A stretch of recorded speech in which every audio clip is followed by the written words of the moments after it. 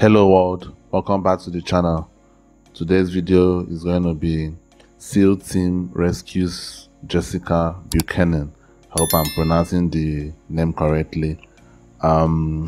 This is supposed to be, I think, a rescue mission. So without wasting any more time, let's get into it.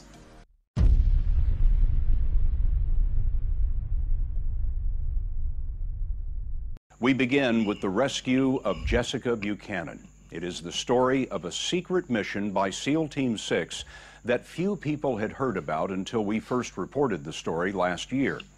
On a January night in 2012, members of SEAL Team 6 jumped from a plane into the skies of Somalia. Jessica Buchanan was being held hostage, and the SEALs were descending just in time. Buchanan was a humanitarian aid worker who had come to help children in one of the most dangerous... I thought she was maybe a soldier as well that was trying to be rescued. Okay. Humanitarian. ...places on Earth. Hers was an ordeal that ended in a flash of violence, but had begun 93 days earlier when her car was stopped by bandits in a place that's scary. she calls hell. We stopped very abruptly, like so abruptly that I felt like everybody just fall forward. And then I start hearing all of this pounding on the windows and the windshield and all this shouting in Somali. And there's a man standing there screaming, and he has an AK-47 and he's shouting and he's pointing it at us. And then he climbs into the car next to me and he points an AK in my face. And they're hyped up like they're on speed. And all of a sudden we just take off. The driver just takes off and we just start slamming all over the place down these camel tracks. What did you think they were going to do? That's scary, man. They were going to rape me. Yeah, that's what I was thinking as well. And then kill me. Jessica Buchanan was facing the end. I mean, this is always the danger, and then when it comes to in terms of the genders, in terms when it comes to kidnapping or anything like that. In a man's case, for the most part, I'm not saying that men can be raped, but in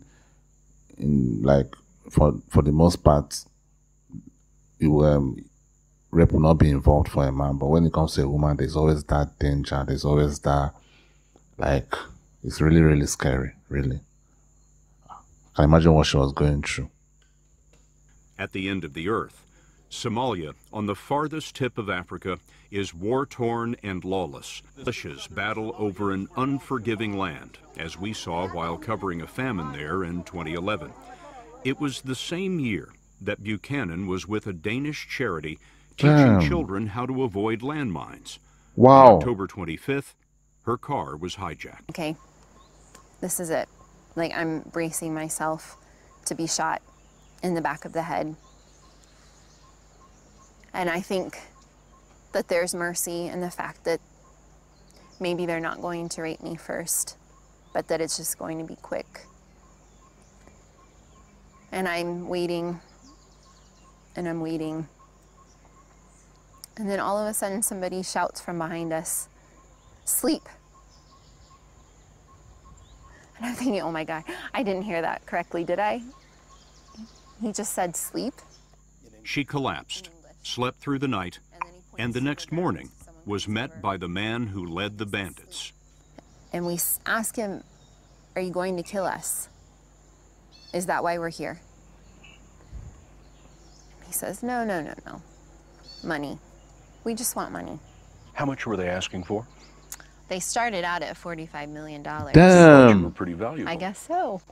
The bandits used her cell phone to call her husband, Eric Landemam. The two had married on an African beach 2 years before. But his number and the numbers of Buchanan's family had all been disconnected. It was part of the charity's emergency plan. The one number that worked was her Nairobi office with a hostage negotiator standing by. And so began months of talks. Where did they keep you? Day in, day out? Under trees. And outside. You were outdoors for 93 days? Mm-hmm. Yep. And in the night, they forced us to sleep that's out like in 3 the months, open. man. You and Paul came up with nicknames for a lot of the people who were keeping you. That's one of the ways you kept yourself occupied. We did. The 10-year-old boy? Crack baby. Because he was cracked out all the time. What? He was chewing 10 years? pot, and he had 2 black holes for eyes. I mean, it's something that is not There really was so nothing that inside. shocking anyway. This is one of the camps where she was held. The bandits hit her, pointed their guns at her, and put a knife to her throat. But it was exposure that took a toll. She lost 25 pounds. After 3 weeks, the bandits made a video to prove that she was alive. Have you seen the video? I have.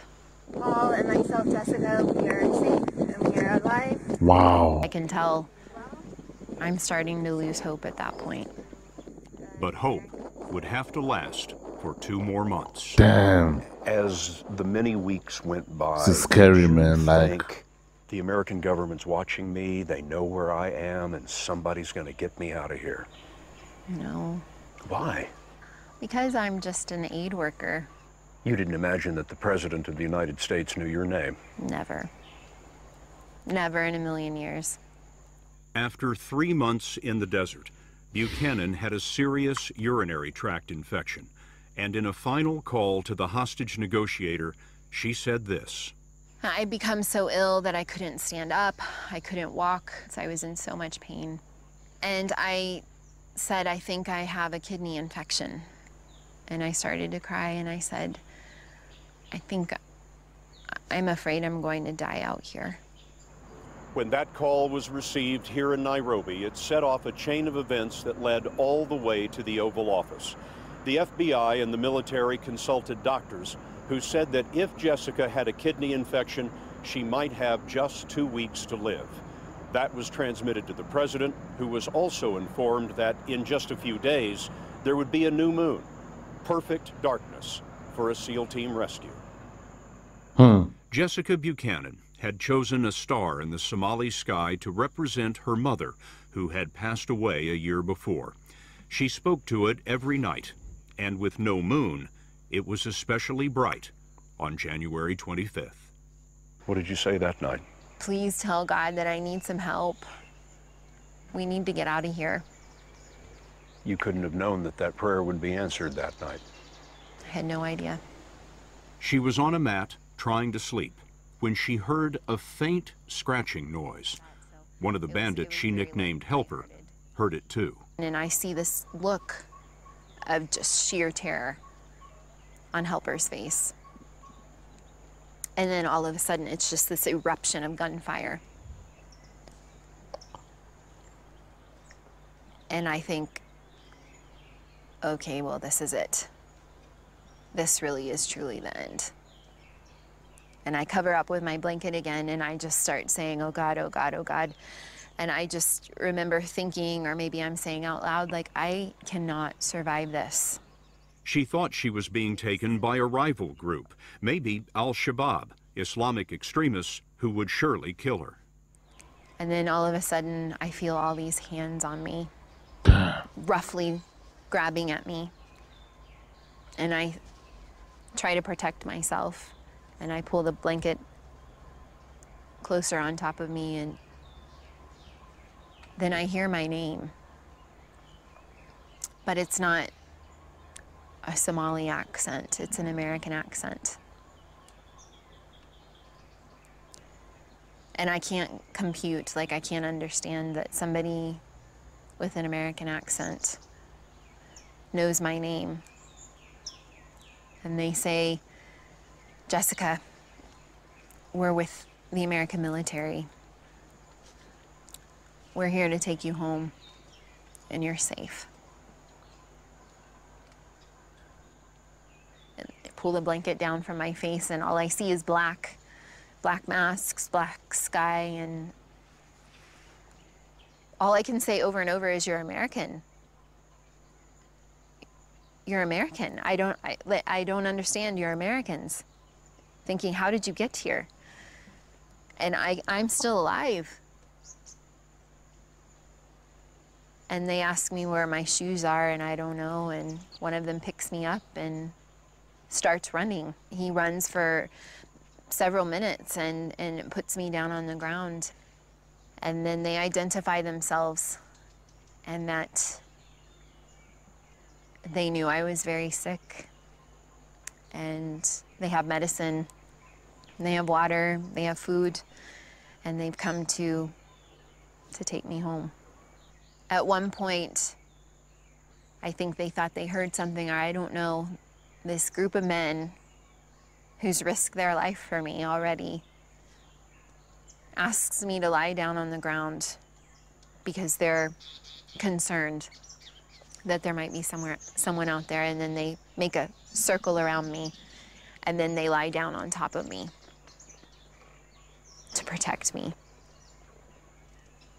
And we lay like that until the helicopters come in. When all of those SEALs laid down on top of you, you were the most important thing in the world to them. It's really hard to comprehend. They were going to take a bullet for you. Mm-hmm. And they're so kind, and they're so gentle, and they are trying to assist me to get to the helicopter. But I think I've been out here for months. I can run to this helicopter myself, and so I just break away and I just take off running through the scrub, through the bush, and I throw myself onto that helicopter and push myself up against the wall. And I don't start breathing until we actually lift up off the ground. And they hand me an American flag that's folded. What did you think of that? I just started to cry. At that point in time, I have never in my life been so proud and so very happy to be an American. Yes, man. The SEALs left on other helicopters. She didn't see their faces, didn't... Guys, like, while listening to this, while watching this, I was just looking at it like, I was picturing this situation, this same situation, being, if she were a citizen of my country. I'm not trying to, make any relation to what she went through with what my country people go through or anything. That's not what I'm trying to do. But while I was watching this, I was just picturing it. Like, that would probably be the end of her, honestly. Probably be the end of her. None of this would have happened if she were a citizen of my country, unfortunately. So, I mean, like, I'm not saying that it's not possible that the government of my country cannot do anything to try and help, but her status is not high enough, let me put it that way. Like, of course, if it's one of the, top government officials, and all that, then that's a different thing entirely. But for someone that just an aid worker, it's not happening, unfortunately. So that is what was going through my mind while watching this throughout. It was just going through my mind. I was like picturing every scenario in a situation like, if this was in Nigeria, what would happen? What would happen? Like, it's not happening, unfortunately. Very happy to be an American. The SEALs left on other helicopters. She didn't see their faces, didn't hear their names. Damn. They appeared, and they were gone. What? The only thing left in the camp Did were 9 dead bandits. Did they even give her a chance to, at least thank them or something? That is not nice. Guys, I know it's those people's jobs. That is their job, that in the SEAL team, is their job to infiltrate and do an effective job and all that. But at least, I think they should have given her a chance to. I don't know whether it eventually happened in the future, or later. But I think they should have given her a chance. At least, since it wasn't mentioned in this video, I would assume she hasn't seen them. At least that's why the information I'm getting here. So I think they should have given her a chance to at least see these people's faces and thank them. That's just my opinion. I mean, that's just my opinion. Anyway, guys, man, like I said, I'm not trying to start a pity party here or anything. Like, I mean, coming from a superpower country that is a superpower, has its advantages. It does. I mean, like, most countries, at least third world countries, I don't know about second world countries, but most third world countries, in her situation, she wouldn't be alive today. That is the fact. That is just the fact.